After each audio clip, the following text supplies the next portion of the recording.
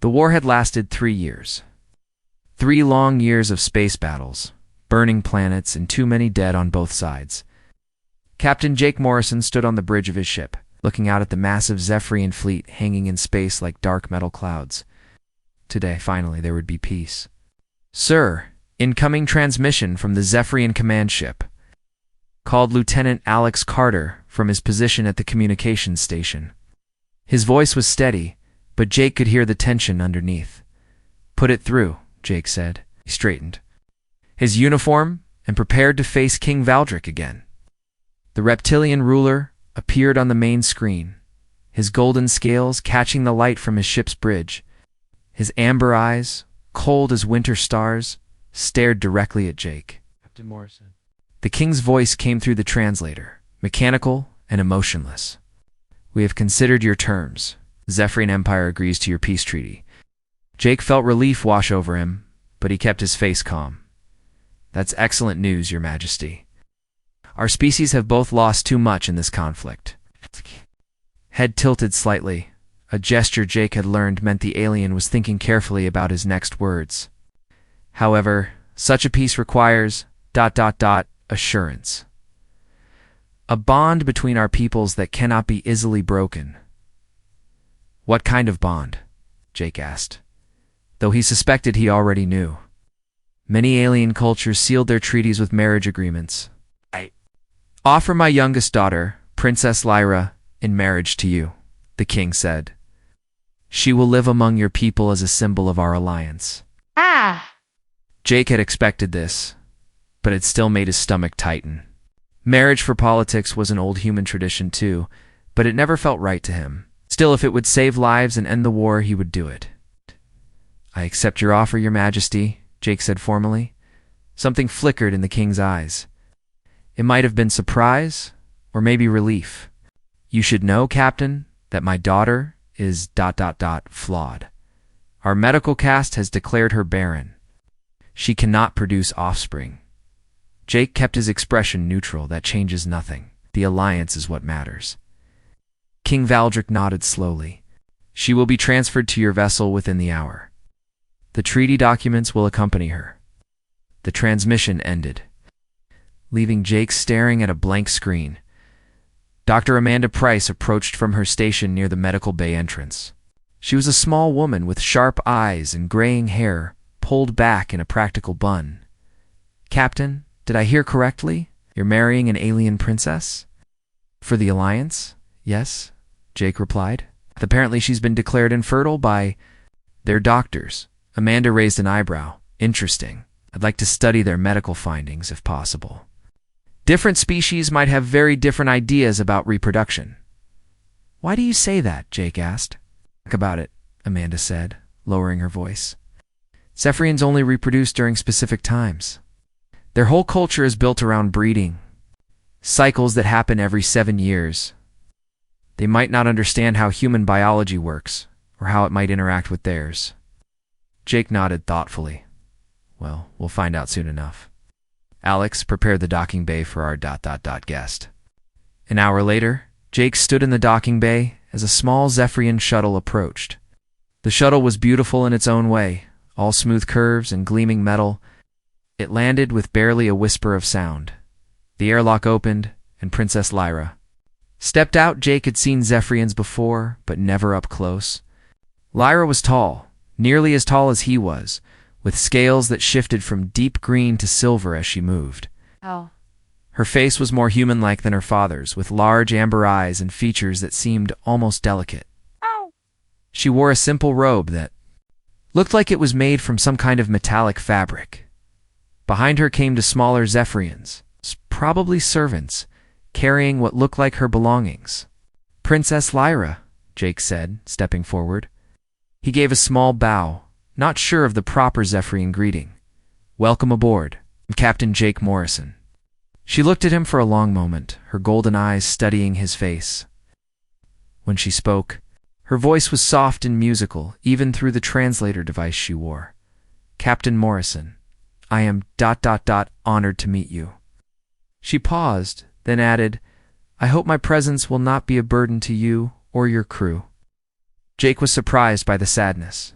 in her voice. Not at all, Princess. You're welcome here. Dr. Amanda Price stepped forward. Your Highness, I'm Dr. Price, the Chief Medical Officer. If you need anything, please let me know. Princess Lyra nodded to her. Thank you, Doctor. I've brought my medical records, as requested by your your government. She gestured to one of her servants, who handed Amanda a small crystal device. This contains all of my medical history, Lyra continued, including the unfortunate diagnosis that makes me unsuitable for royal breeding programs. Amanda took the crystal carefully. I'll review this thoroughly, Your Highness. But I want you to know that human medicine might see things differently than Zephyrian medicine. For the first time, something like hope flickered in Lyra's eyes. You truly think so? It's possible, Amanda said gently. We won't know until we look. Jake gestured toward the corridor. Princess, let me show you to your quarters. We've prepared our best guest suite for you. As they walked through the ship's corridors, crew members stopped what they were doing to stare. Jake had briefed them about their new passenger, but seeing an alien princess walking through their ship was still shocking for most of them. Lyra noticed the stares, but said nothing. Her two servants followed quietly behind, their eyes constantly moving as they took in every detail of the human vessel. Your ship is ... different from ours, Lyra observed as they walked, or ... warm somehow. How so? Jake asked. Zephyrian ships are efficient, clean, cold. This feels more like a place where people actually live, not just work. Jake smiled. That's because people do live here. The ship has been our home for 3 years during the war. We've tried to make it feel like home. They reached the guest quarters, and Jake opened the door. The room was spacious by ship standards, with a bed, desk, small sitting area, and private bathroom. Amanda had made sure the lighting could be adjusted for Zephyrian preferences, and the temperature controls were set to accommodate her physiology. I hope this will be comfortable for you, Jake said. Lyra looked around the room, her expression unreadable. It's more than I had expected, she said quietly. On Zephyrian ships, I usually had a small cabin with minimal furnishings. This is ... generous. Her servants began unpacking her belongings, moving efficiently around the room. Jake noticed that she didn't have much with her, just clothes, a few books or data tablets, and some small personal items. Princess, Jake said carefully, I want you to know that you're not a prisoner here. You're free to go anywhere on the ship, meet the crew, use our facilities. This is your home now, too. Returned to look at him, surprise clear on her face. Truly, I am not to be confined to quarters except for ceremonial purposes. Of course not, Jake said, confused. Why would you be confined? Because that is what failed royal daughters do, she said simply. We stay out of sight so as not to remind others of our inadequacy. Jake felt a surge of anger at whoever had made her feel that way, but he kept his voice calm. Oh, that's not how we do things here. You're part of this crew now, part of this family. We'd like to get to know you. For a moment, Lyra's composed mask slipped, and Jake saw something vulnerable underneath. You would want to know me, even knowing what I am? What you are, Jake said firmly, is a person? A princess, yes, but more importantly, a person who deserves respect and kindness. The rest. We'll figure out the rest as we go. Lyra stared at him for a long moment, then gave a small nod. Thank you, Captain Morrison. I will try not to disappoint you. Just be yourself, Princess. That's all any of us can do. As Jake left her to settle in, he couldn't shake the feeling that there was much more to Princess Lyra than her people realized. And judging by the thoughtful look on Dr. Price's face as she studied the Zephyrian medical crystal, he suspected they were about to discover just how wrong the alien doctors had been about their Barren princess. 3 months had passed since Princess Lyra came aboard the human research station New Horizon. The massive space station orbited a peaceful planet called Haven's Rest, far from the war zones where humans and Zephyrians had fought their bitter conflict. Here, scientists from both species were supposed to work together to build a better future. Jake Morrison walked through the station's main corridor, heading toward the observation deck where he knew Lyra would be. Every morning, at exactly 800 hours. She went there to watch the sunrise over Haven's Rest. It had become her routine. and Jake had started joining her when his duties allowed. He found her standing at the large viewing window, her silver green scales catching the soft light from the planet below. She wore simple human clothes now, pants and a shirt that Amanda had helped her choose. The formal Zephyrian robes stayed in her closet most days. "Good morning, Lyra," Jake said, coming to. "Stand beside her." She turned and smiled at him. Over the past months, her smiles had become more frequent and more genuine. "Good morning, Jake. The sunrise is particularly beautiful today." Jake looked out at the planet. Golden light was spreading across the continents, painting the clouds in shades of pink and orange. "It is beautiful," he agreed. "Though I think I prefer watching it with you." A faint flush of deeper green appeared on Lyra's cheeks.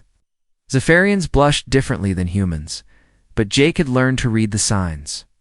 "You are very kind to an old spinster princess." "Old?" Jake laughed. "We're barely 30 in human years. And spinster. I think that word lost all meaning when you married me." They had been officially married 2 months ago, in a simple ceremony that combined human and Zephyrian traditions. It was meant to be purely political, but Jake found himself growing genuinely fond of his alien wife. She was intelligent, curious about everything, and had a gentle sense of humor that surprised him. "Jake," Lyra said quietly, "may I ask you something personal?" "Of course. We're married, after all. Do you ever regret it, agreeing to marry me for politics?" Her amber eyes searched his face. "I know this was not your choice." Jake considered his answer carefully. "At first I thought it was just duty. But now, no. I don't regret it, do you?" "Ah," she said softly. "I have never been happier in my life." "Is that strange?" "Not strange at all," Jake said. He reached out and took her hand. Her skin was warm and smooth, with the faintest texture. "From her fine scales, I'm happy to." They stood together in comfortable silence, watching the planet turn below them. Jake had grown to love these quiet moments with Lyra. She was nothing like what he had expected from an alien princess. She laughed at his jokes, asked endless questions about human culture, and had even started helping in the station's science. "Labs Captain Morrison, please report to Medical Bay," came Dr. Price's voice over the communication system. "Duty calls," Jake said with a sigh. "Will you be all right?" "Of course," Lyra said. "I'm going to the language laboratory, Lieutenant. Carter is teaching me more human idioms today. Yesterday I learned about it's raining cats and dogs. Very confusing." Jake grinned. "Alex is a good teacher. I'll see you at lunch." He kissed her cheek gently before leaving. It was a simple gesture, but one that would have been impossible when she first arrived. Then she had flinched at any unexpected touch. Now she leaned into his affection. In the medical bay, Jake found Dr. Amanda Price studying data on her computer screen. Her gray hair was more disheveled than usual, which meant she had been working all night again. "You called for me, Doctor?" Amanda looked up, her sharp eyes bright with excitement. "Jake, I've been analyzing Princess Lyra's medical records for months now. I think I found something important." "What kind of something?" "Sit down," Amanda said, gesturing to a chair. "This is going to take some explaining." Jake sat, feeling a flutter of nervousness. "Is Lyra sick? Something wrong?" No, nothing's wrong," Amanda said quickly. "In fact, I think something might be very right. Tell me, have you noticed any changes in Lyra lately? Physical changes?" "Thought about it. She's been more tired than usual, and her appetite has changed. She used to eat very little, but lately she's been hungry all the time." "Why?" Amanda pulled up a holographic display showing Zephyrian anatomy. The Zephyrian medical cast declared Lyra barren because she never showed signs of entering their reproduction cycle. Zephyrians can only conceive during specific hormonal periods that happen every 7 years. Right, you mentioned that before. "But here's the thing," Amanda continued, manipulating the display to show cellular structures. "Human reproduction doesn't work that way. It can conceive almost any time. And I've discovered that Zephyrian physiology might be more adaptable than their doctors realized." Jake felt his heart speed up. "What are you saying, Amanda?" "I'm saying that Lyra was never actually barren. The Zephyrian doctors were testing for their own species' fertility markers. They never considered that she might be able to adapt to a different reproductive cycle." Amanda paused. studying Jake's face. I think she might be pregnant. The words hit Jake like a shockwave. Pregnant? But that's impossible. We're different species. Apparently not as different as we thought, Amanda said. I've been monitoring her hormone levels, and they show patterns consistent with early pregnancy. But I need to run more tests to be sure. Jake stood up suddenly, his mind racing. Does she know? Not yet. I wanted to talk to you first. If I'm right, this changes everything. This would be the first human-Cephrian hybrid ever conceived. And if you're wrong, then we keep studying and learning. But Jake, I don't think I'm wrong. The signs are all there. Jake ran his hands through his hair. What would this mean? For Lyra? For the baby? For the Alliance? I don't know, Amanda admitted. But we need to be very careful. If the Zephyrian Empire finds out that their Barren princess is carrying what could be an heir to both bloodlines, they might try to take her back, Jake finished. Or worse, they might think we somehow forced this to happen. Exactly. We need to run proper tests first, then figure out how to handle the political implications. Does anyone else know about this? It's just me and now you. But Jake, we can't keep this secret forever. If Lyra is pregnant, she'll start showing symptoms that others will notice. Jake nodded slowly. How long do we have? Zephyrian pregnancy follows human timelines, maybe a few weeks before it becomes obvious. If it follows Zephorian timelines, we could have months. I just don't know yet. I need to talk to Lyra, Jake said. Wait, be gentle, Amanda warned. This news could be overwhelming for her. She's been told her whole life that she can't have children. Jake left the medical bay with his mind spinning. He found Lyra in the language laboratory with Lieutenant Alex Carter. She was laughing at something Alex had said, her whole face bright with joy. Jake's heart clenched as he watched her. If Amanda was right, Lyra's life was about to change in ways none of them could predict. Jake, Lyra called out when she saw him. Alex just taught me the phrase, piece of cake, but it has nothing to do with actual cake. Human language is wonderfully illogical. It keeps life interesting, Jake said, trying to keep his voice normal. Alex, could you give us a moment? Alex nodded and left the room. Lyra looked at Jake with concern. Is everything all right? You look pale? Lyra, we need to talk. It's about your health. Her expression immediately became worried. Am I sick? Is that why I have been so tired? Jake took her hands in his. Amanda thinks ... She thinks you might be pregnant. Lyra stared at him for a long moment. Then she laughed, but it sounded forced. That is impossible, Jake. I am barren. The medical cast confirmed it years ago. The Zephyrian medical cast might have been wrong, Jake said gently. Amanda thinks your body might have adapted to human reproduction cycles. Lyra's hands began to tremble. But that cannot be. I have never shown signs of fertility. Never. Because you were looking for Zephyrian signs, Jake said. But what if there are different signs? What if your body works differently than your doctors thought? Tears began to form in Lyra's amber eyes. Do not give me hope where there can be. None, Jake. Please. I have lived my entire life knowing I would never be a mother. Do not make me dream of impossible things. Jake pulled her into his arms, holding her close as she shook. Amanda wants to run some tests. Real tests, not just guessing. Would you be willing to let her examine you properly? Lyra was quiet for a long time. Finally, she pulled back to look at him. If there is even the smallest chance, ... yes. I will take the tests.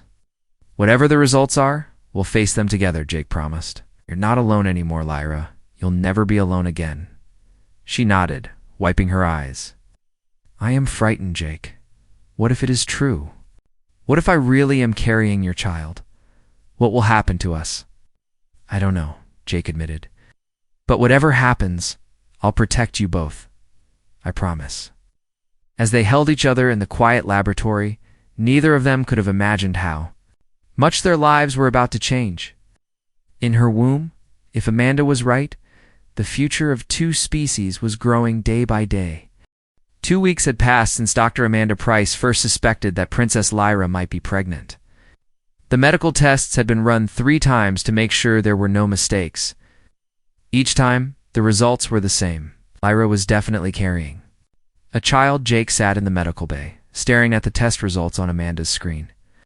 The numbers and charts meant nothing to him, but Amanda's excited expression told him everything he needed to know. "It's incredible, Jake," Amanda said, pointing to different parts of the display. "The embryo is developing perfectly. It's following human pregnancy timelines, which means about 9 months total instead of the Zephyrian 18 months. "The baby healthy?" Jake asked. That was all he really cared about. Very healthy. The genetic combination is stable. This child will have traits from both species, but in a way that strengthens rather than weakens them. Amanda turned to face. "Him, Jake, this baby could live for centuries like a Zephyrian, but with human adaptability and learning speed. This is evolutionary history in the making." Jake nodded, but his mind was on more immediate concerns. "How is Lyra handling all this?" "See for yourself," Amanda said, gesturing toward the examination room. Jake walked through the door and found Lyra sitting on the medical bed, holding a small image print from the ultrasound scan. Her amber eyes were bright with tears, but she was smiling. "Jake," she whispered, looking up at him. "Look, our baby." Jake sat beside her and took the image. It was fuzzy and hard to make out, but he could see the tiny shape of their child.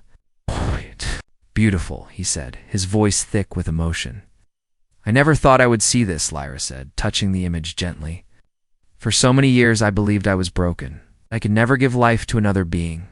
She looked at Jake with wonder. "But here we are." Jake pulled her close, and they sat together looking at the picture of their unborn child. For a moment, the rest of the universe seemed far away. There was just them, their baby, and a future, full of possibilities.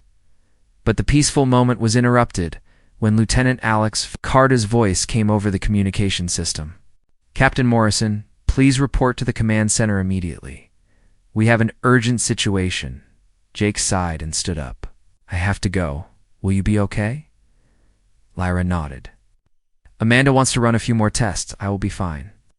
Jake kissed her forehead gently. "I love you, Lyra. Both of you." "I love you too," she whispered back. Jake hurried to the command center, where he found Alex and Commander Lisa Hayes waiting for him. Lisa was a tall woman with short black hair and serious gray eyes. She'd been running New Horizon Station for 5 years and was known for her calm handling of difficult situations, but today she looked worried. "What's the situation?" Jake asked. "We've intercepted Zephyrian communications," Lisa said, bringing up a display screen. "Someone leaked information about Lyra's pregnancy. King Valdric knows." Jake felt his blood turn cold. "How is that possible?" "Only 3 people knew. Actually 4, Alex said quietly. "I've been monitoring all communications for security purposes. I picked up the medical data transmissions and figured out what they meant. I didn't tell anyone, but—" He paused, looking uncomfortable. Someone else might have done the same thing. "Who?" Jake demanded. Lisa pulled up another screen showing personnel files. "We think it was Dr. Marcus Webb from the Zephyrian research team. He's been accessing our medical database without authorization. We caught him yesterday, but by then it was too late." "What exactly did he send to the Zephyrian Empire?" Jake asked. "Everything," Lisa said grimly. "Medical records, test results, ultrasound images. King Valdric has complete confirmation that his daughter is pregnant with a human Zephyrian hybrid." Jake sank into a chair. "What's the king's response?" Alex activated the communication array. "We received this message 2 hours ago." King Valdric's image appeared on the screen. His golden scales seemed to glow with inner fire, and his amber eyes burned with an intensity Jake had never seen before. "Captain Morrison," the king's voice was cold and commanding, "you will return my daughter to me immediately. The child she carries is of royal Zephyrian blood and belongs to the Empire." The message ended, leaving silence in the command center. "There's more," Lisa said. "Our long-range sensors have detected a Zephyrian battle fleet heading toward our position. They'll be here in 3 days." Jake stood up abruptly. "We need to contact Earth Command. Get reinforcements out here." "Ready tried," Lisa said. "The nearest human fleet is 2 weeks away. We're on our own." "What about diplomatic channels?" Jake asked. "Can we negotiate?" Alex shook his head. "The king isn't responding to any diplomatic messages." He sent one simple demand, returned Princess. Lyra and the child, or face the consequences. Jake began pacing the room. He can't just take her. She's married to me. She chose to stay with us. The king might not see it that way, Lisa said. To him, she's carrying the first heir to both bloodlines. That makes her and the baby incredibly valuable, or incredibly dangerous, Alex added. Think about it. A child who combines human and Zephyrian traits could threaten the existing power. Structure on both sides. Jake stopped pacing. What do you mean? Human Zephyrian hybrids could be smarter, stronger, and longer-lived than either species alone, Alex explained. They could make both pure humans and pure Zephyrians seem obsolete. So what are our options? Jake asked. Lisa pulled up a tactical display we can try to run. New Horizon has good engines. We might be able to reach human space before the Zephyrian fleet catches us. What about fighting? Jake asked. With what? Lisa replied. We have defensive shields and some light weapons, but we're a research station, not a battleship, the Zephyrian fleet includes at least 3 heavy cruisers. Jake felt trapped.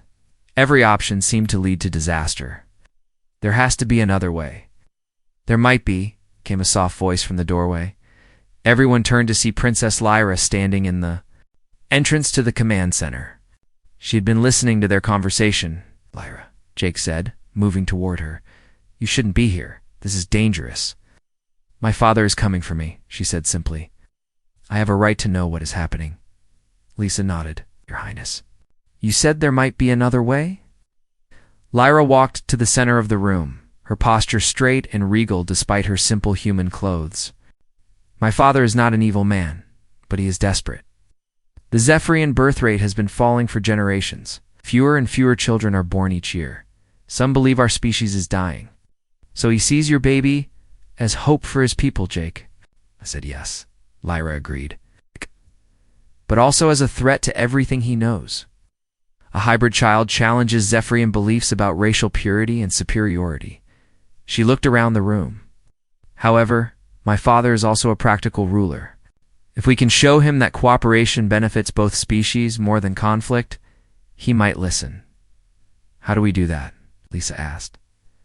Lyra was quiet for a moment, thinking, you need to make him see that taking me by force would destroy the very thing he wants to protect.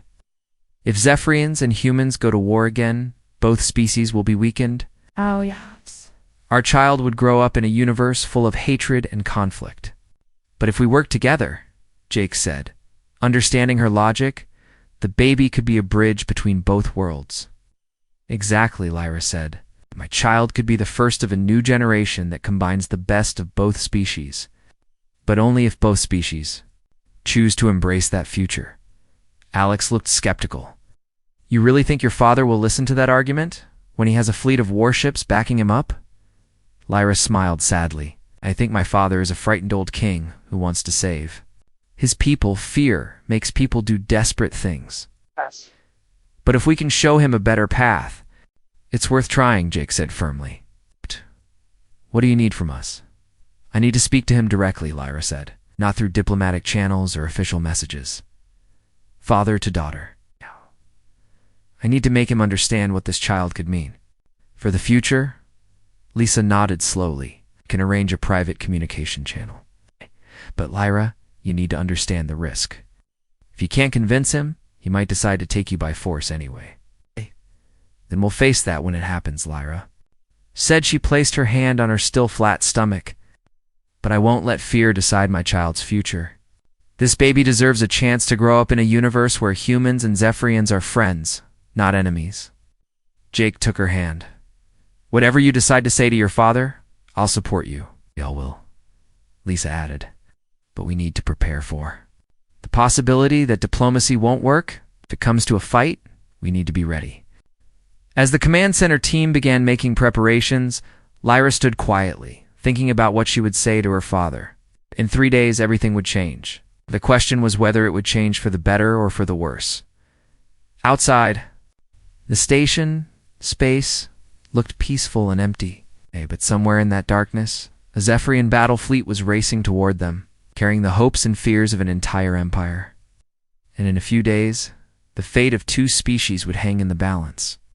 Of a conversation between a father and his daughter? The Zephyrian battle fleet arrived exactly when predicted. Jake stood on the observation deck of New Horizon, watching the massive ships take positions around the station. 3 heavy cruisers, 2 destroyers, and the Royal Command vessel hung. In space like sleeping giants, their dark hulls blocked out the stars. "Impressive fleet," Commander Lisa Hayes said, joining Jake at the viewing window. "Your father-in-law doesn't do anything small. He's scared," Jake replied. "Scared people often overreact." Behind them, Princess Lyra sat in a comfortable chair that Dr. Amanda Price had insisted she use. The pregnancy was progressing quickly, and Amanda wanted Lyra to rest as much as possible.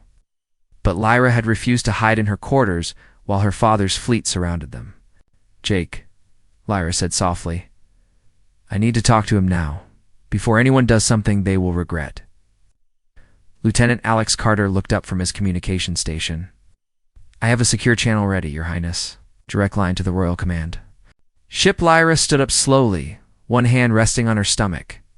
She was only 4 months along, but already showing. The baby was growing faster than a normal human pregnancy, but slower than a Zephyrian one.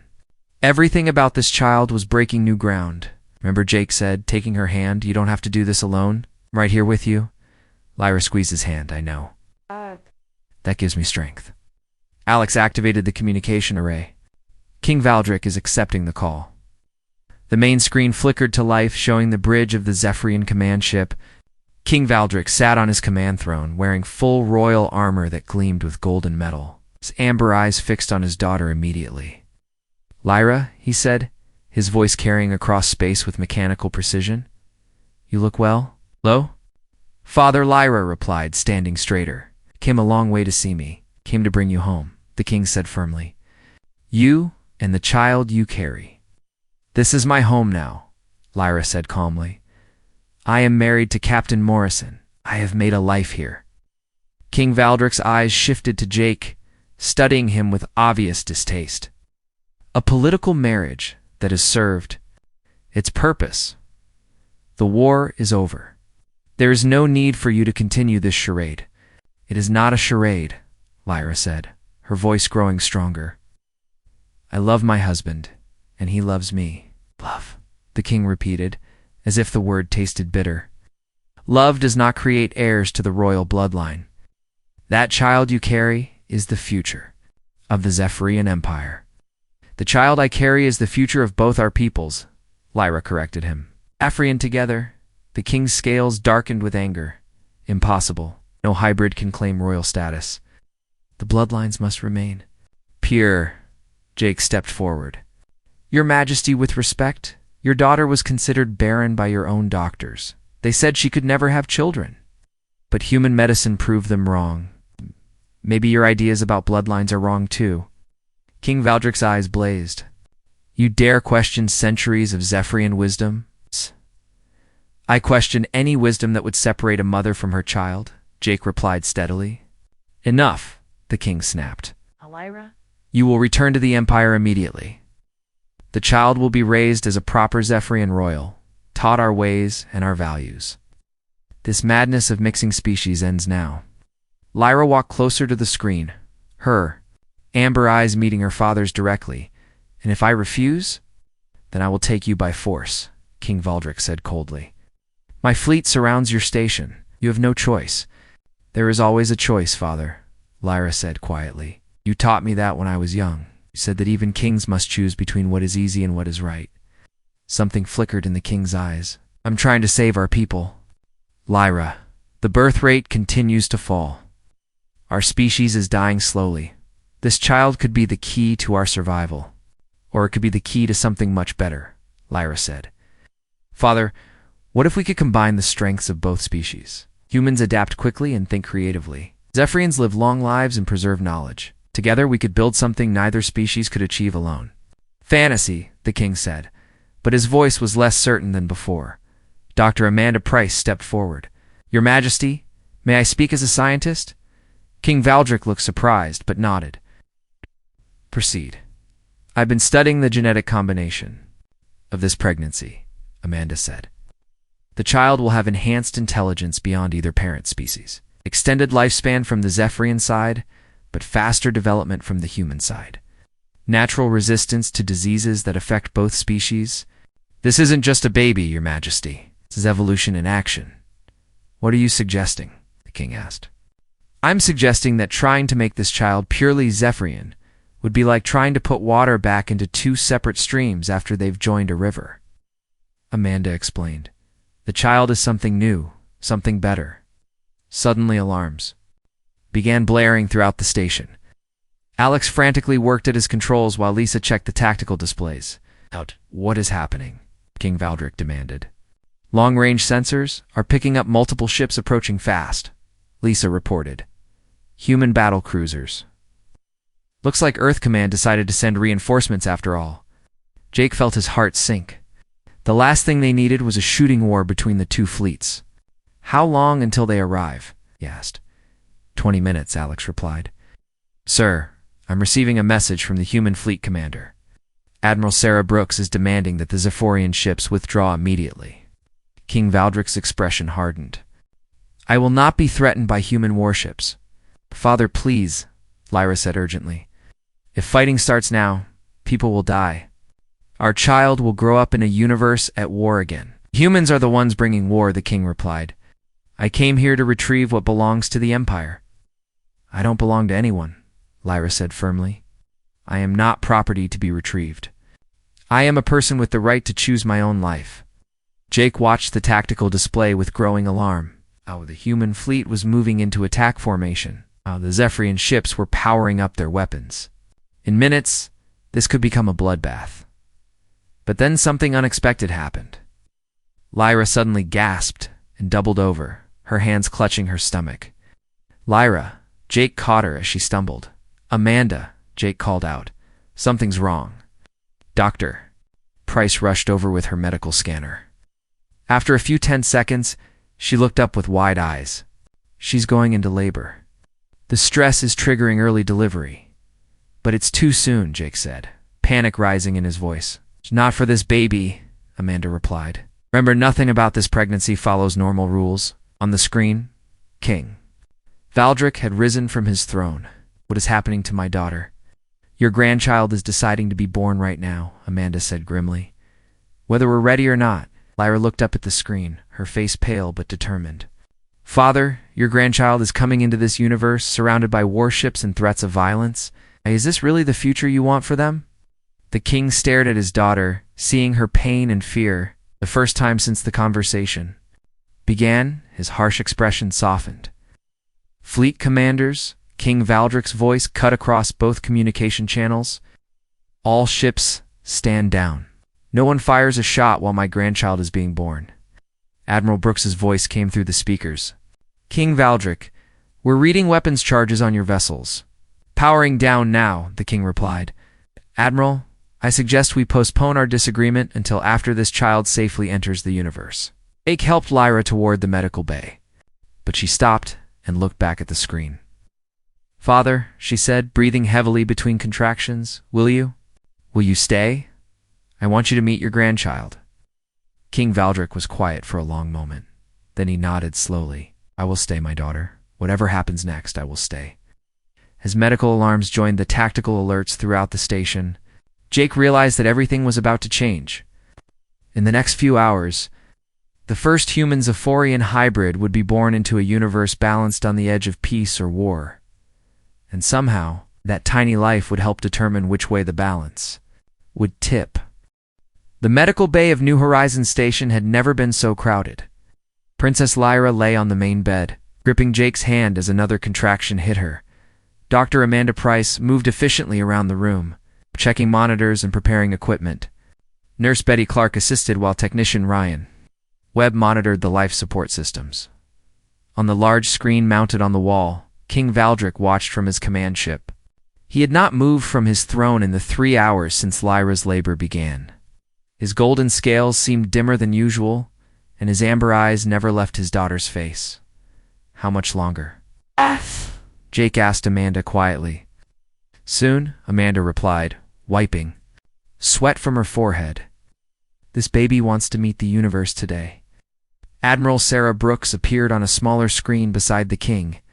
The human fleet commander had been remarkably patient, but Jake could see the tension in her shoulders. Status.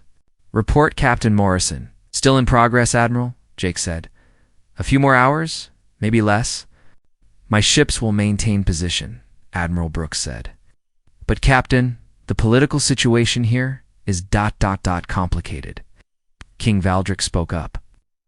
Admiral Brooks, I give you my word as king that no Zephyrian weapon will fire while my grandchild is being born, and after the birth, Admiral Brooks asked directly. The king was quiet for a moment. That depends on many things. Lyra cried out as another strong contraction gripped her. Jake squeezed her hand, wishing he could take some of her pain away. I can see the head, Amanda announced suddenly. Lyra, on the next contraction, I need you to push as hard as you can. I am trying, Lyra gasped, her voice strained with effort. Jake leaned close to her ear.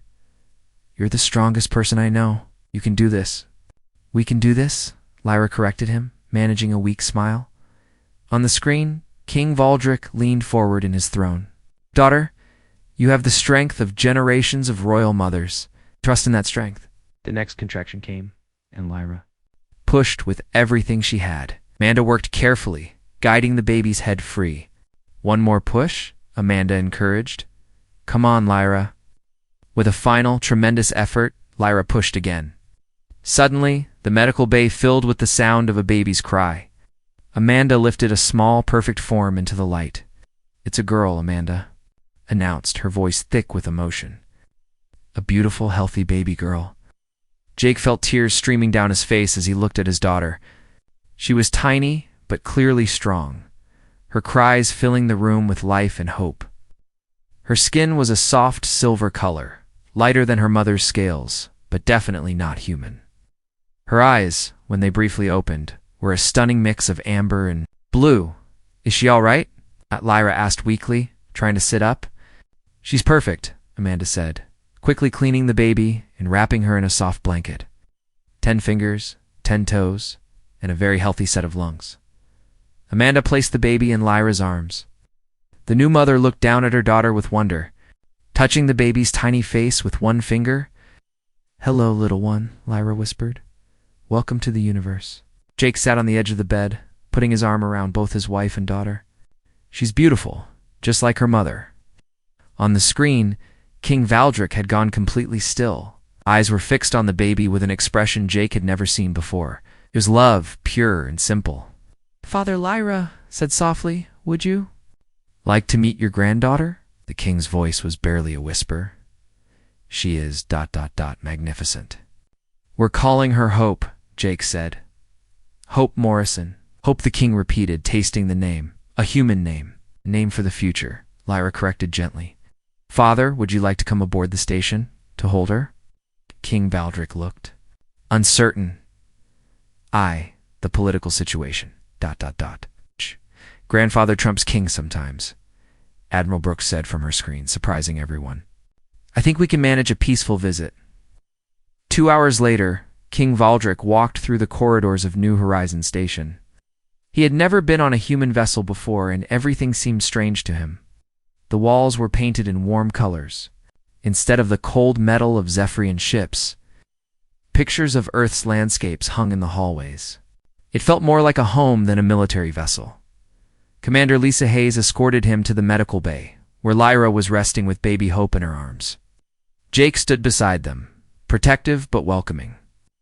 Your Majesty, Jake said formally, thank you for coming. King Valdric approached slowly, his eyes never leaving the baby. May I hold her? Lyra smiled and carefully placed Hope in her grandfather's arms. The king, who had commanded armies and ruled an empire, held the tiny baby as if she were made of crystal. Hope opened her eyes and looked up at him.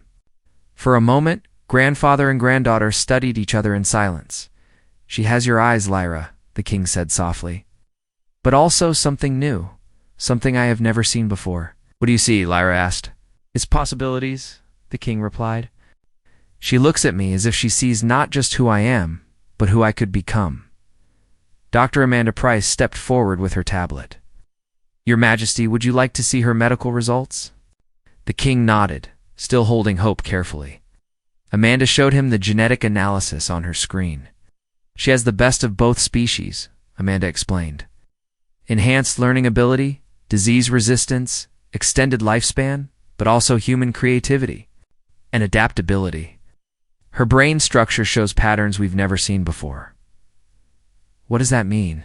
The king asked. It means she might be able to solve problems that neither humans nor Zephyrians could handle alone, Amanda said. She represents evolution in action. King Valdric looked down at Hope, who had fallen asleep in his arms. And if she grows up torn between two worlds, never fully belonging to either, then we make sure she belongs to both, Jake said firmly. We build a universe where being different is a strength, not a weakness. You would raise her to know Zephyrian culture as well as human? The king asked. Of course, Lyra said. She should know where she comes from. All of where she comes from. The king was quiet for a long time, holding his granddaughter and thinking. Finally, he looked up at Jake and Lyra. I came here to take you both back to the Empire, he said slowly. I was afraid that mixing our species would weaken us. But looking at this child, he paused, touching Hope's tiny hand. I was afraid of the wrong thing. What do you mean? Lyra asked. I was afraid of change, the king admitted. But maybe what I should fear is staying the same while the universe moves forward without us. Admiral Brooks's voice came through the communication system. Your Majesty, my government is interested in discussing expanded cooperation between our species, if you're willing. King Valdric looked at his daughter and son-in-law, then down at baby Hope. What would such cooperation look like? Joint research stations, Jake suggested. Shared colonies, cultural exchange programs, trade agreements that benefit both sides. And our children could grow up learning from both species, Lyra added. Hope won't be the only hybrid if we work together. You truly believe this child represents a better future? The king asked. Jake took Lyra's hand. We believe love is stronger than fear. Cooperation is stronger than isolation. King Valdric stood up carefully, still holding Hope. Then perhaps it is time for this old king to learn new ways. He looked directly at Admiral Brooks through the screen. Admiral, I accept your offer of expanded cooperation. Let us build a future worthy of this child. Over the following months, New Horizon became the first joint human-Zephyrian research station. Scientists from both species worked together, sharing knowledge and discoveries. Trade routes opened between human and Zephyrian worlds. Most importantly, cultural exchange programs allowed young people from both species to learn about each other.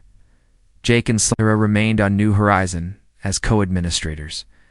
Raising Hope in an environment where being different was celebrated, the little girl grew quickly, showing signs of the enhanced abilities Amanda had predicted. She learned to speak both human languages and Zephyrian dialects. She solved puzzles that challenged adults and asked questions that made scientists rethink basic assumptions. But more than her abilities, Hope's existence changed how both species saw themselves. She was living proof that cooperation could create something better than either side could achieve alone. King Valdric visited the station regularly, playing the role of doting grandfather. He often said that Hope had taught him more about leadership in her first year of life than he had learned in decades of ruling.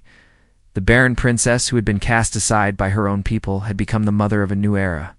Her daughter, the child who should have been impossible, grew up as a bridge between worlds and a symbol of hope for the future, and in the end, the universe was better for both of them being in it.